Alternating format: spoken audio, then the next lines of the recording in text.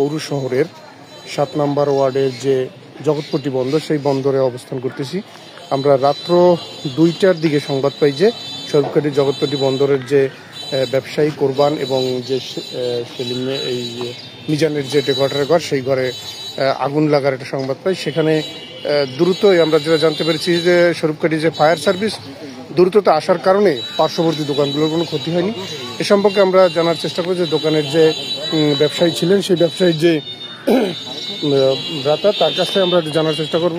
ভাই, আমি লাইভে আছি, আপনি আপনাদের তো দোকান। জি ভাই। জি, আসলে এই আগুন লাগাটার মানে কিভাবে লাগলো একটু জানাবেন। আমরা তো দোকানপাট বন্ধ করে চলে গেছি, এই ধরনের কোনো সময় হয় নাই। তার আরেকটার সময় আমাদের বাজার কমিটির লোকজন কল দিচ্ছে যে তোমাদের দোকানে আগুন লাগছে, তোমরা চলে আসো। আগুনের পর আমাদের মাছ পয়েন্টটা এই কইছে আমরা নিবাইতে আছি, হ্যাঁ, খোকনসার কোনাদিসটা আমাকে ভয় দিয়েছে, তোমরা ওদিকে যাইও না। আমরা ওইখানে আমাকে ভয় রাখছে। এই ব্যাপার কিভাবে লাগছে, কিভাবে নিবে, কয়টার দিকে লাগছে? আড়াইটার দিকে আপনি জানতে পারছেন? রাত্র আড়াইটায়? জি। আচ্ছা, এই ফায়ার সার্ভিস আসছিল? ফায়ার সার্ভিস আসছিল, এরপর আপনার ওই নিবানের সরকারি লোক আইছিল, থানা থেকে লোক আইছিল। হ্যাঁ, আচ্ছা, সবাই ছিল এখানে। জি, ধন্যবাদ। আপনার কি পরিমাণ ক্ষতি হয়েছে আপনি মনে করেন? আমাদের ক্ষতিপূরণ একটা হোটেলের কত পরিমাণ খায় এত বিবেচনা করলেই হয়ে যায়। আর আমার স্বাস্থ্যবাহী ডেকোরেটর, হ্যাঁ, তার প্রায় ২০ লক্ষ টাকার উপরে ডেকোরেটর। মানে জি, আমরা যে এখানে যে কোরবান ভাইয়ের ভাই আপনাদের যেটা জানালেন, আমরা আর একটা দোকান যে এখানে যে ডেকোরেটর ছিল, মিজান ডেকোরেটর, সেই মিজান ডেকোরেটরের যে ওনার, তার সাথে আমরা কথা বলবো। জি আঙ্কেল, আপনি জানি যে আপনি কষ্টের ভিতরে আছেন, তারপরেও আমরা একটু আপনার মাধ্যমে আমরা জানতে চাই যে আসলে এই আগুনটা কিভাবে লাগলো এবং এটা আপনার কি পরিমাণ ক্ষতি হয়েছে, এটা একটু জানার চেষ্টা করবো। আমি দোকানে ছিলাম না, তো রাত 10টার দিকে আটকে গেছি। জি। হোটেল 2টা খোলা ছিল, এটাও ছিল, আর আমার বাইর ছিল ওই রাস্তার উপর। জি, সেটাও খোলা ছিল। ও, দোকান খোলা ছিল? দোকান হোটেল খোলা ছিল, আমারটা খোলা ছিল না। আমারটা তো আমি আটকে। আচ্ছা, মানে দোকান রানিং অবস্থায়? দোকান খোলা রানিং অবস্থায় নাকি? না, তাহলে আমার দোকান তো 10টায় আটকে গেছে। ডেকোরেটর দোকান 10টায় আটকে গেছে। জি জি। আর হোটেল 2টা খোলা ছিল, আমার বাইকটাও ছিল আর ওটাও ছিল। জি।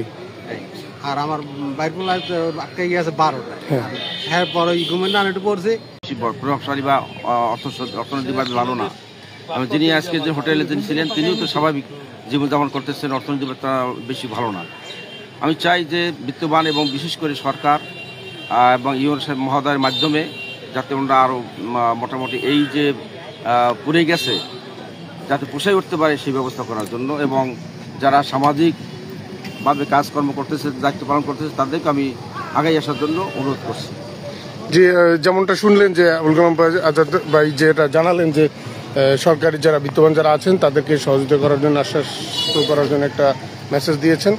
আমরা আসলেই দুঃখিত যে এই এমন একটা সংবাদ আপনাদের সামনে প্রচার করতে হবে, যে আমরা একটু পরে আপনাদের বিস্তারিত জানানোর চেষ্টা করব যে পত্রপত্রিকার মাধ্যমে। আমরা বর্তমানে যে স্থানটা দাঁড়িয়ে আছি, এটা হলো জগৎপট্টি বন্দর এবং জগন্নাথকাঠি বন্দরের যে সীমানা, সেই ব্রিজ সংলগ্ন সেই দোকানটি। এখানে পূর্ব প্রায় ২০-২৫ বছর আগের পুরানো সেই দোকান।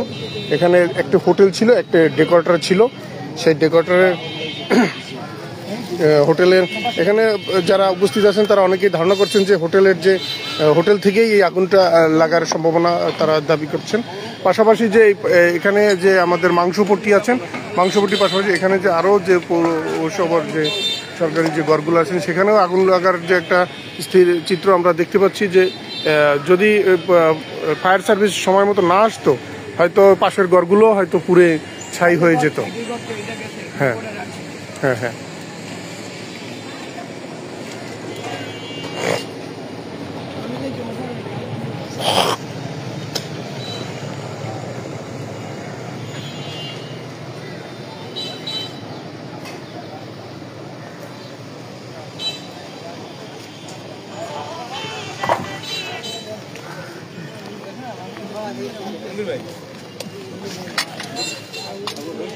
জি, আমরা এখন একটু কথা বলবো যে আমাদের যে জগৎপট্টি জগন্নাথকাঠি বন্দরের যে আহ্বায়ক আছেন তার সাথে।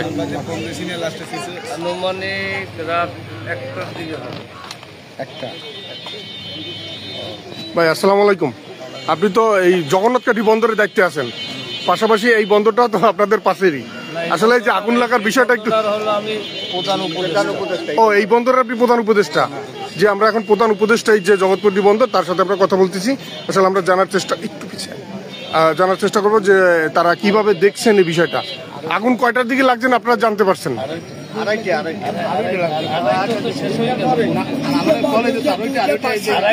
আড়াইটে মূলত শেষ হয়ে গেছে।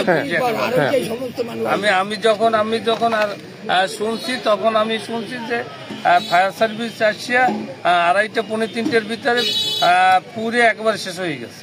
আচ্ছা, আপনারা ফায়ার সার্ভিসের যে সার্ভিসটা যে আমরা আগুন লাগার পরে যে পেতে চাই, সেই সার্ভিসটা তারা পেয়েছে কিনা? এটা কোনো পেয়েছে, ভালোভাবেই পেয়েছে। তারা আসিয়া যখন দেখছে যে আগুন নির্বাপন করার জন্য তারা যথেষ্ট চেষ্টা করছে, তারা চেষ্টা করছে।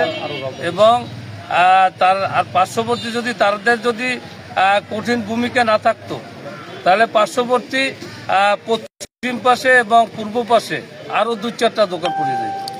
যে আপনারা তো এই উপদেষ্টা মন্ডলী হিসেবে আছেন, এই যে দোকান ব্যবসায়ীদের যে ক্ষতিপূরণ, এটা পোষানোর জন্য আপনাদের কোনো সহযোগিতা থাকবে কিনা? আমি টিউনো মহোদয়ের সাথে আলাপ করছি।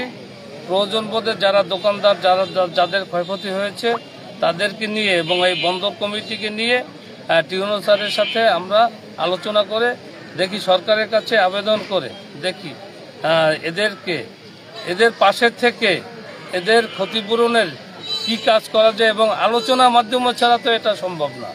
সরকারি অনুদান তো বললেই হয় না, এটা তো আলোচনা করতে হবে, সরকারের কাছে দাবি জানাইতে হবে। দাবি জানানোর পরে তারা চিন্তা ভাবনা করে আমার যা ধারণা কম বেশি ক্ষতিপূরণ পাবে ইনশাল্লাহ। আমরা চেষ্টা করব, আমরা আপ্রাণ চেষ্টা করব যাতে এই ক্ষতিপূরণ এরা পুষিয়ে যাতে আগামীতে সুন্দরভাবে ব্যবসা বাণিজ্য করতে পারে, এর লক্ষ্যে আমরা কাজ করি। জি, ধন্যবাদ। দর্শক, যেমনটা জানলেন যে আমাদের যে বন্দরের যে উপদেষ্টা মহোদয় যেটা আমাদেরকে জানালেন যে এই আগুন লাগার সংবাদ পেয়েই তারা ঘটনাস্থলে ছুটে এসেছিলেন এবং প্রশাসন এই যে আমাদের যে উপজেলার যে fire service, Swarupkathi fire service, সেই ফায়ার সার্ভিসের সহযোগিতা আগুন নেভাতে সক্ষম হয়েছেন। এবং যদি ফায়ার সার্ভিস সময় মতো না আসতো, আরও পার্শ্ববর্তী যে দোকানগুলো আছে সেই দোকানগুলো হয়তো ক্ষয়ক্ষতি হতো, এমনটাই জানিয়েছেন। আসলে আগুন লাগার পরবর্তী যে ফায়ার সার্ভিসের যে একটা উপকারিতা, সেটা কাছাকাছি না হলে, ফায়ার সার্ভিস না থাকলে এটা অনুধাবন করা যায়। আসলে ফায়ার সার্ভিস অত্যন্ত জরুরি আমাদের এই পৌর শহরের কাছাকাছি বিদায় ফায়ার সার্ভিসের যে উপকারিতা আমরা পেয়েছি। মাঝে মধ্যে আমরা যে ফায়ার সার্ভিস দূরে রিমোট এরিয়ায়, যেমন নদীর পশ্চিম পারে যে আগুনগুলো মাঝে মধ্যে যে আগুনের যে দুর্ঘটনাগুলো ঘটে, সেক্ষেত্রে কিন্তু ফায়ার সার্ভিসের যে দুর্বলতা সেটা আমরা দেখতে পাই। কারণ যাতায়াতের যে একটা দুরবস্থা, সেই দুরবস্থার কারণে অনেকটা ক্ষতিপূরণ বেশি হয়। আসলে ফায়ার সার্ভিস প্রত্যেকটা ইউনিয়নেই একটা প্রাথমিক ইউনিয়ন ভিত্তিক একটা ফায়ার সার্ভিসের একটা ব্যবস্থা রাখা উচিত আমি মনে করি। তো পৌরসভার যে 7 নম্বর ওয়ার্ডের জগৎপতি বন্দর, সেই বন্দরে যে কোরবান এবং যে মিজানের যে দোকান, সেই দোকানের আগুন লেগে যে লাগার যে সর্বশেষ তথ্য, এটা আপনাদের জানানোর চেষ্টা করেছি। সেক্ষেত্রে পরবর্তী যদি কোনো আপডেট থাকে আপনাদের সামনে যুক্ত হব। সে পর্যন্ত আল্লাহ হাফেজ।